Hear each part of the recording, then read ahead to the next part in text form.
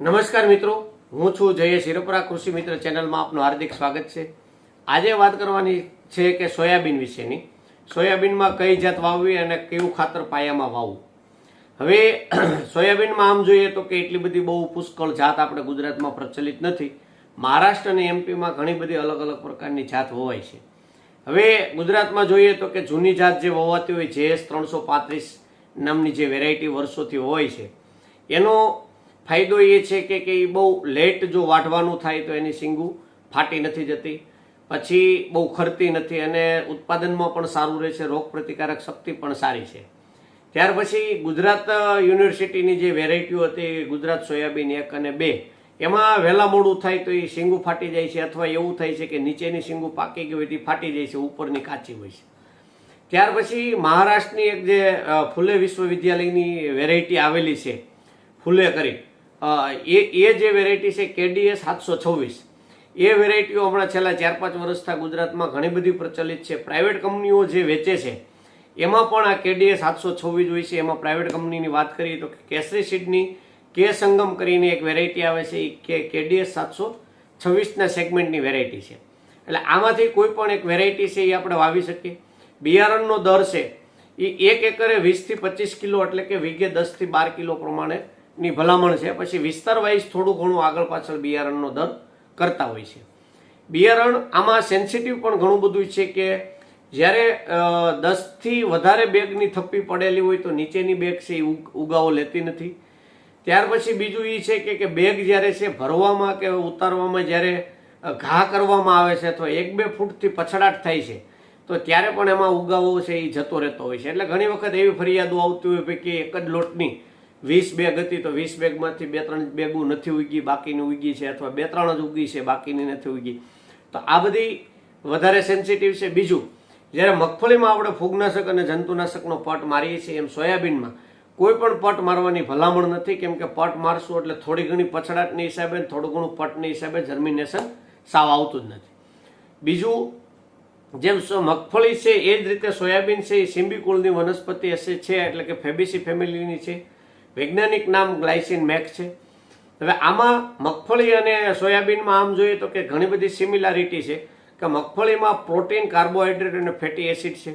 એમાં પણ કાર્બોહાઈડ્રેટ અને ફેટનું પ્રમાણ વધારે છે. સોયાબીન છે તેમાં ઉલટું છે, પ્રોટીન વધારે છે, ફેટ ઓછું છે, કાર્બોહાઈડ્રેટ મધ્યમ છે. તો આ રીતે સોયાબીન જે છે એ પ્રોટીનના સોર્સ તરીકે ચાલે છે.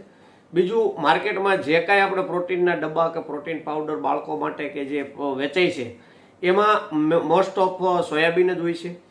જ્યારે ભારત સરકાર દ્વારા કુપોષણનું અભિયાન ચાલતું હતું, એ અભિયાનમાં પણ સોયાબીને ઘણું બધી મદદ કરેલી છે કે ડુંગરાળ વિસ્તાર, આદિવાસી વિસ્તાર, ગરીબ વિસ્તાર, કે એમાં સોયાબીન છે એના ખોરાક તરીકે અને પ્રોટીનના સોર્સ તરીકે ઘણી બધી મદદરૂપ થયેલી છે.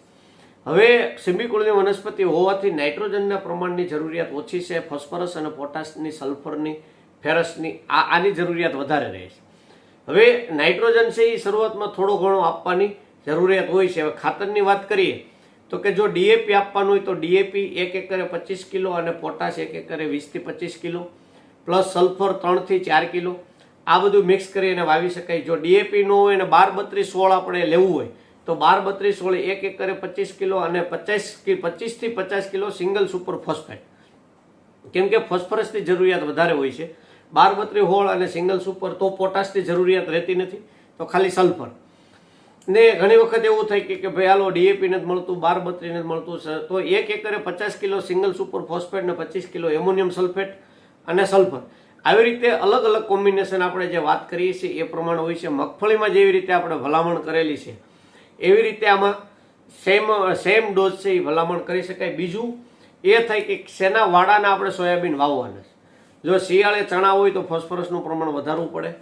બીજો પાક હોય, ઘઉં હોય, તો પછી નાઇટ્રોજનનું પ્રમાણ વધારવું પડે, ફોસ્ફરસ મધ્યમ રાખવો પડે. ત્રીજું કે જો મગ, અડદ કે ઉનાળું હોય અને પછી જો સોયાબીન વાવવાના હોય તો પણ ફોસ્ફરસનું પ્રમાણ વધારવું પડે.